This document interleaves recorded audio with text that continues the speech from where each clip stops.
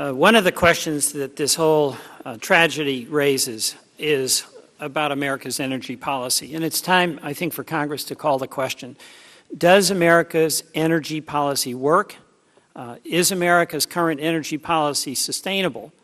The United States, as you know, consumes 25% of the world's oil. We have 2% of the proven reserves. Americans, our businesses and our consumers spent nearly $900 billion last year, most of that going to countries that are not our friends. And the current policy that we have works well for some, including the shareholders of the companies represented here today. What you do very well. Run very efficient operations with some tragic exceptions. But profits increased among your 5 companies from $28 billion in 2002 to $64 billion in 2009. And that's after your companies paid dividends that shareholders appreciated of $37 billion. In Exxon, I believe Mr. Tillinghast repurchased stock in the value of almost $20 billion. But the question for Congress, and I'm going to ask you to comment on this, is whether we're at a point where taxpayers are being well served when taxpayers are continuing to provide subsidies for a business-as-usual energy policy that's based on a carbon energy 19th century approach versus a clean and renewable energy fuel policy of the 21st century that we need.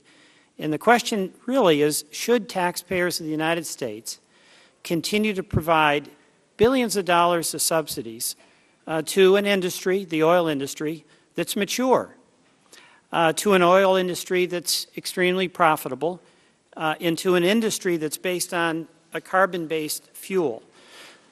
Or is it time, finally, for the taxpayer incentives that are being steered to the oil industry to be redirected to efforts to develop a 21st century clean energy economy?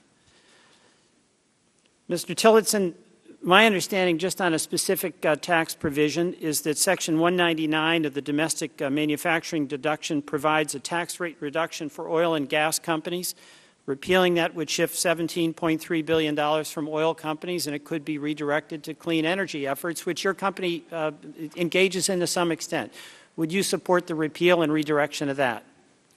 No, Congressman, I would not. The Section 199 tax was put in place to preserve and protect manufacturing jobs in the United States. All right. I'm not sure how to explain to a refinery worker why his job isn't any more or less important than an automotive worker's job. This is not about whose job is important. The jobs that are important are the folks that are down there in the Gulf Coast and are losing their jobs because of this catastrophe that just happened. This is about whether taxpayer subsidies are going to help Americans get jobs in an energy policy for the future.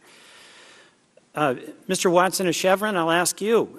My understanding is the tax code right now provides oil and gas companies to expense intangible drilling costs. That costs taxpayers $7.8 billion over 10 years. Do you support continuing that, or would you support repealing it or redirecting it to clean energy efforts?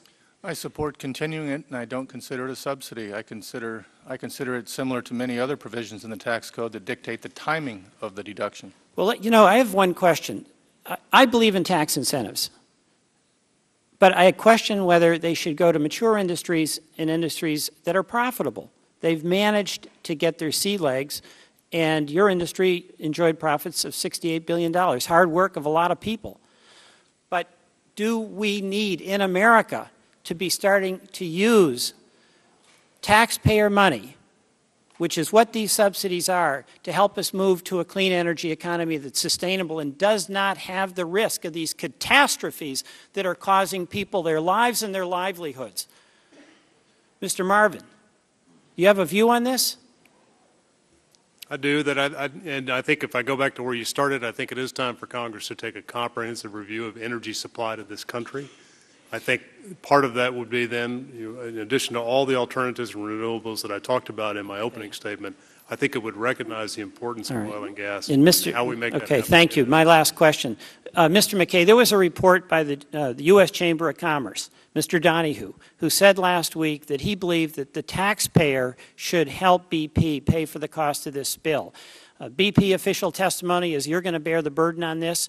Do you repudiate the suggestion by the United States Chamber of Commerce that the taxpayer participate in the cost of this cleanup?